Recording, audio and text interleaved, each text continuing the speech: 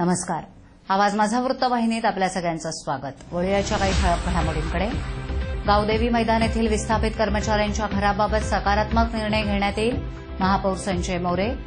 रेती माफियांवर छापा. 771 ब्रास रेती, 2 सक्शन पंप जप्त, 6 जणांवर गुन्हा दाखल. आणि वर्तकनगरमधील अप्सराबारमध्ये पोलिसावर हल्ला, दोघांना घेतलं ताब्यात.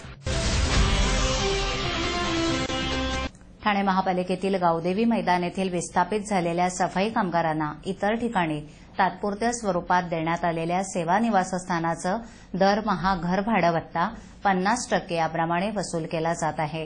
तो पूर्णपणे माफ करण्याचा प्रस्ताव येत्या महासभेपुढे सादर करण्याचे आदेश महापौर संजय मोरे यांनी प्रशासनाला दिले असून याबाबत सकारात्मक निर्णय घेण्यात येईल असंही स्पष्ट केलं आहे.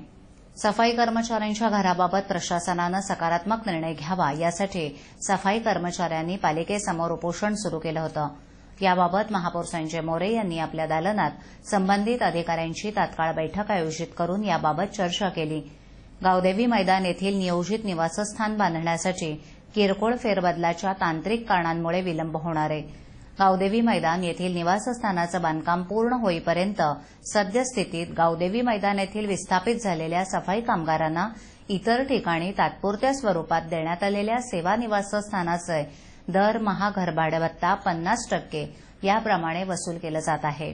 तो पूर्णपणे माफ करण्याचा प्रस्ताव येत्या महासभेपुढे सादर करण्याचे आदेश प्रशासनाला दिले असून त्यानुसार येत्या महासभेमध्ये याबाबत सकारात्मक निर्णय घेतला जाईल असंही महापौर संजय मोरे यांनी स्पष्ट केलंय. ठाणे महानगरपालिका हद्दीत घर घेताय का? मग ते अनधिकृत तर नाही ना, याची खात्री जमा करा. अनधिकृत घर घेणं हा विकणाऱ्यासोबत विकत घेणारा देखील तितकाच दोषी असतो. तेव्हा घराची डोळस खरेदी करा. आपली कुठे फसवणूक तर होत नाही ना, यासाठी ठाणे महानगरपालिका मुख्यालयातील 4थ्या मजल्यावरील बांधकाम विभागात घराचा सर्वे नंबर, टिक्का नंबर याची खात्री जमा करा. घराचं स्वप्न अवश्य करूया साकार, पण अनधिकृत घराचा नका करू कधीही विचार. अधिकृत घर म्हणजे उद्याची देखील निश्चिंती. अनधिकृत घराचे दार म्हणजे डोक्यावर कधीही तोडण्याची टांगती तलवार. जगणं तुमचं होऊ दे सुरेल गाणं, स्वच्छ सुंदर आणि अधिकृत घरांचं हसरं ठाणं. ठाणे महापालिकेतर्फे जनहितार्थ प्रसारित. अनधिकृत रेती उपसा करून शासनाचा महसूल बुडवणाऱ्या रेती माफियांवर जिल्हाधिकारी अश्विनी जोशी यांच्या आदेशानं पारसिक रेती बंदर खाडीलगत छापामारी करत तब्बल 771 ब्रास रेती, 2 सक्शन पंप असा एकूण 11,39,000 रुपयांचा मुद्देमाल हस्तगत करण्यात आलाय. या प्रकरणी मुंब्रा पोलीस ठाण्यात 6 जणांवर गुन्हा दाखल करण्यात आलाय. सध्या कुणालाही अटक करण्यात आलेली नाही. ठाणे जिल्हाधिकाऱ्यांनी पर्यावरणाचं नुकसान होत असल्यानं रेती उपशावर बंदी घातली आहे. दरम्यान रेती माफिया मात्र चोरून रेती उपसा करत असल्याची माहिती मिळताच महसूल विभागाच्या पथकानं बुधवारी पारसिक रेती बंदर खाडीलगतच्या जागेवर छापेमारी केली. यात पथकाला 771 ब्रास रेती, प्रत्येकी 7,000 ब्रासप्रमाणे 5,39,000 रुपयांची रेती आणि 2 सक्शन पंप आणि इतर साहित्यासह 11,39,000चा मुद्देमाल जप्त करून रेती माफिया भावेश पाटील, राजू पाटील, गोविंद पाटील, गुरुनाथ पाटील यांच्यासह युसुफ खान याच्या विरोधात महाराष्ट्र जमीन महसूल अधिनियम 1966चं 48(7) कलमानुसार गुन्हा दाखल करण्यात आलाय. मुंब्रा पोलीस आरोपींचा शोध घेत आहेत. ठाणे महानगरपालिकेच्या सेवेत असूनही 5 वर्षांपेक्षा जास्त दिवस विनापरवाना गैरहजर असलेल्या 21 लोकांना पालिकेच्या सेवेतून काढण्याचा निर्णय पालिका आयुक्त संजू जयस्वाल यांनी घेतला असून तसे आदेश आस्थापना विभागानं वितरित केले आहेत.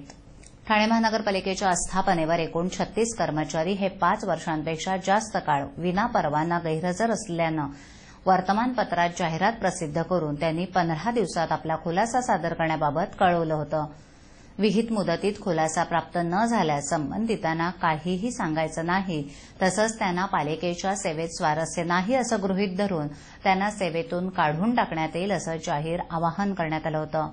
या पार्श्वभूमीवर एकूण 21 कर्मचाऱ्यांनी ठाणे महानगरपालिकेशी कोणताही संपर्क न साधल्यानं त्या 21 कर्मचाऱ्यांना पालिकेच्या सेवेतून काढून टाकण्याचा निर्णय पालिका आयुक्त संजू जयस्वाल यांनी घेतला आहे. जहाजावरचा कप्तान बनून आपल्या आईवडिलांना सुखात ठेवण्याचं स्वप्न उराशी बाळगून एक युवक बोटीवर जातो काय आणि हत्यारं पुरवल्याचा ठपका ठेवून अटक केला जातो काय?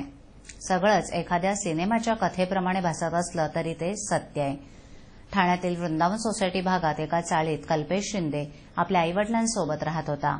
मर्चंट नेव्हीचा कोर्स करून तो नोकरीला देखील लागला, परंतु दुर्दैवानं त्याच्या जहाजातील एका कंटेनरमध्ये मोठ्या प्रमाणावर शस्त्रास्त्र मिळाल्यानं गेले 7 महिने तो ग्रीस देशातील तुरुंगात खितपत पडला असून त्याचे आईवडील त्याच्या सुटकेसाठी सगळे दरवाजे ठोठावत आहेत. कल्पेश शिंदे हा अत्यंत सामान्य घरातील 22 वर्षीय तरुण. वडील राजेंद्र शिंदे हे पेट्रोल पंपावर काम करून आपल्या कुटुंबाचं पालनपोषण करतात, तर आई पल्लवी छोटी मोठी कामं करून त्यांचा भार हलका करण्याचा प्रयत्न करते. कल्पेशनं आपलं 12वी पर्यंतचं शिक्षण डोंबिवलीतील जोंधळे महाविद्यालयातून पूर्ण केलं. लहानपणापासूनच त्याला मर्चंट नेव्हीमध्ये जाऊन कप्तान व्हायचा ध्यास होता, परंतु घरची परिस्थिती बिकट असल्यानं एवढा मोठा खर्च कसा करणार या विवंचनेत त्याचे आईवडील होते. शेवटी मुलाच्या इच्छेपुढे झुकून त्याने जवळपास 2.5 लाखाचं कर्ज काढून त्याला हे शिक्षण दिलं. बीपी मरीन इंजिनिअरिंगमधून त्यानं कोर्स पूर्ण केला आणि त्याला सीएमएस कंपनीतून हदादेक या मालवाहू जहाजावर 6 जून 2015 रोजी तैनात करण्यात आलं. मुंबईहून हे जहाज घरगुती सामानाचे मोठे कंटेनर घेऊन तुर्की आणि पुढे सायप्रस या देशात नेत असे.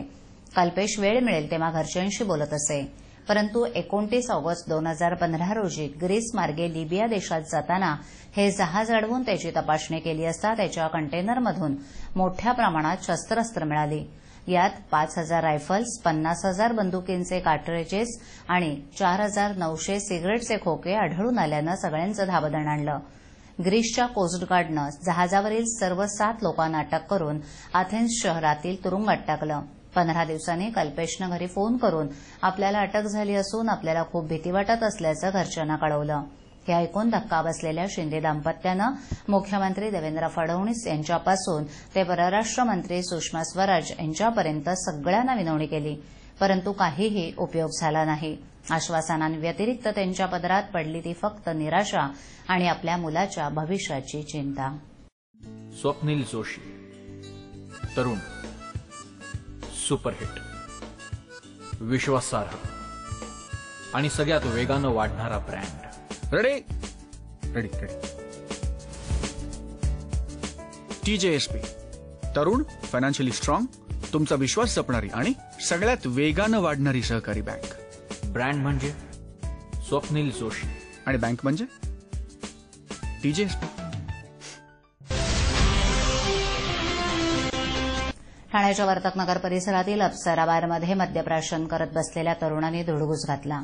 बार मॅनेजरचा फोन करून पोलिसांनी बोलावले तेव्हा बारमध्ये आलेल्या पोलीस शिपाई भास्कर सोनावणे यांच्यावर टोळक्यानं हल्ला चढवत त्यांच्या डोक्यात बाटलीनं प्रहार केला. यात गंभीर जखमी सोनावणे यांना मुलुंडच्या फोर्टिज रुग्णालयात दाखल करण्यात आलं. त्यांची प्रकृती गंभीर असल्याची माहिती पोलिसांनी दिली. या प्रकरणी वर्तकनगर पोलिसांनी 2 आरोपींना चौकशीसाठी ताब्यात घेतलंय. अधिक तपास वरिष्ठ पोलीस निरीक्षक गावित करत आहेत. वर्तकनगर येथील पोलीस ठाण्याच्या हद्दीतील उपवन परिसरात अप्सरा बारमध्ये एक टोळकं मद्यपान करत होतं. दरम्यान टोळक्याच्या धुडगुसानं बार मॅनेजर नवीन गौडा आणि टोळक्यामध्ये शाब्दिक चकमक उडाली. समज दिल्यानंतरही धुडगूस सुरूच राहिल्यानं मॅनेजर गौडा यांनी पोलिसांना फोन केला. त्यावेळी पोलीस शिपाई भास्कर सोनावणे हे बारच्या गेटवर आले. त्यावेळी हे टोळकेही बाहेर आले. सोनावणे यांनी जाब विचारला असता टोळक्यातील एकानं सोनावणे यांच्या डोक्यामध्ये लाकडी दांडका आणि बिअरची बाटली मारली. यात सोनावणे गंभीररित्या जखमी झाले. त्यांना त्वरित उपचारासाठी मुलुंडच्या फोर्टिज रुग्णालयात दाखल करण्यात आलं. टोळक्यानं बार मॅनेजर गौडा यांनाही मारहाण केली. पोलीस शिपाई सोनावणे हे बेशुद्ध अवस्थेत आहेत. त्यांच्या प्रकृतीत सुधार होत असल्याची माहिती पोलिसांनी दिली. बार मॅनेजर गौडा यांनी वर्तकनगर पोलीस ठाण्यात फिर्याद दिली आहे.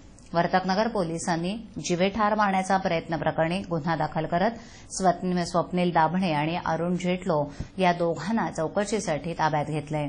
अधिक तपास वरिष्ठ पोलीस निरीक्षक गावित करत आहेत. दरम्यान या प्रकरणात जखमी पोलीस शिपाई भास्कर सोनावणे हे कोपरी पोलीस ठाण्यात कर्तव्यावर असल्याची माहिती मिळतेय. मात्र याबाबत पोलिसांनी माहिती देण्यास टाळाटाळ केली.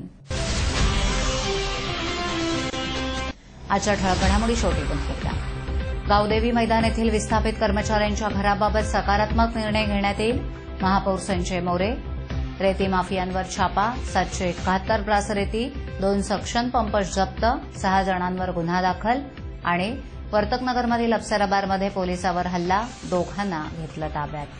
आपल्या विभागातील काही सूचना अथवा समस्या असल्यास आमच्यापर्यंत जरूर पोहोचवा. आम्ही तुमचा आवाज नागरिकांपर्यंत नक्की पोहोचवू.